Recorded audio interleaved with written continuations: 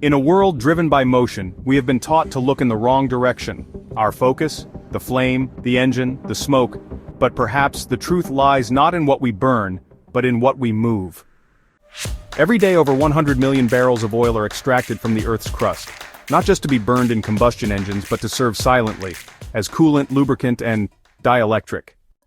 Dielectric oil, a stabilizer of electric fields, a silent partner in the systems that power our lives. But this fluid, like blood, must be clean, still, and undisturbed to do its job.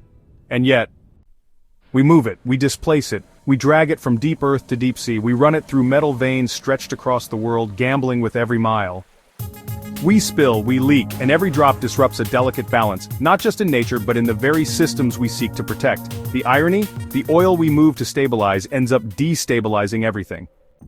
You see, oil isn't always used to burn. Sometimes it's used to shield, to contain the raw chaos of electricity, to allow a standing dielectric wave to hum in place, like a still lake with thunder rumbling beneath it.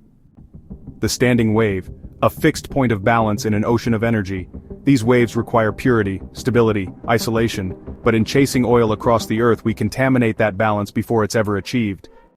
We have built an entire world on this dissonance, using energy to chase energy, risking it all just to stand still.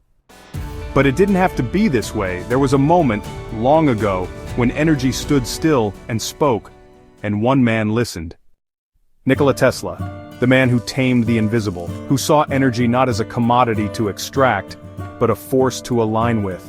In 1899 he envisioned a world powered wirelessly, cleanly, and freely, a world where energy didn't need to be burned or displaced, only tuned. At Colorado Springs he built a laboratory that spoke to the sky. He watched as lightning danced to his command, and he knew the Earth itself was a conductor, the atmosphere an insulator, the entire planet, one giant resonator. He designed Wardenclyffe, not just a tower but a tuning fork for the planet, a beacon to transmit power through the ground and air with no wires, no oil, no smoke, no displacement. But the world wasn't ready, or rather, the ones in power were unwilling. Energy that could not be metered, it threatened the empires of oil, of copper, of profit.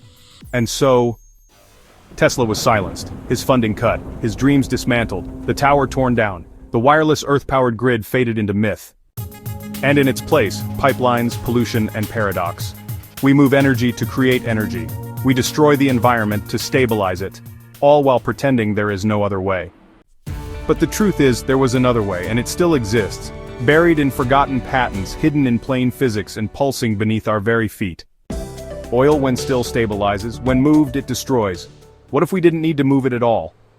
Energy is all around us, in the air and the earth and the vacuum. It's not the flame that sustains life, it's the field, the frequency, the form. The problem was solved long ago. His name was Nikola Tesla. It's not what we burn, it's what we move. Rethink energy.